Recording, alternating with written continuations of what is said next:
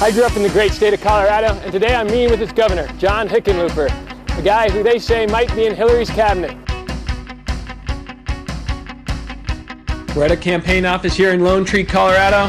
Governor Hickenlooper is talking, trying to get the ground game out here. Donald Trump is the least qualified person to run for president of the United States in 150 years. If we can get people to vote early, they will go into work and tell their friends, and as people hear that from more than one place, they'll vote. So let's make sure we go do this, right? We're gonna do it! Governor, Hey! how are you? I'm good. How about yourself? How's the election cycle going? A long pilgrimage, but we're happy to stop in Colorado here. Well, welcome home. Tell us a little bit about your career. I came out here in 1981 to work as a geologist, and the price of oil collapsed. I got laid off. Our company got sold. Everyone got laid off. So then I ended up opening a brew pub after 2 years, and it just took off. All my customers were criticizing all elected officials, and I kept saying, well, this is America. They are us. You should run. And somehow they turned the tables on me. And then this state earlier in the primary went pretty hard for Bernie.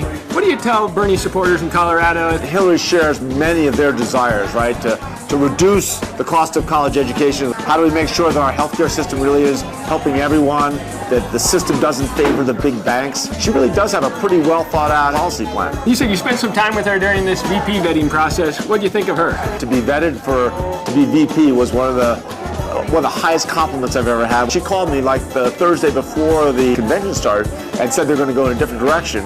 And one of the big reasons was that Tim Kaine is one of the most admired and respected senators by both parties. He will be able to reach across the aisle and help her in finding common ground with Republicans. 13 states now have ballot initiatives regarding marijuana. How has it been for Colorado? Well, you know, it's funny. It's a steep hill, right? When you're the first to do something like that, and I'm not completely convinced that this is the best thing, but we've made a lot of progress. It's very encouraging, I've got to say that. And then when I'm not biking around the country, I like to ski.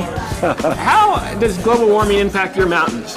Well, if you look at the Vail Resorts, the Aspen Ski Company, their CEOs are absolutely focused on, addressing climate change because it is part of their business, and global warming, long term, if we don't do something about it and it continues at this rate, we are going to see a shorter ski season. This is where I took off the training wheels.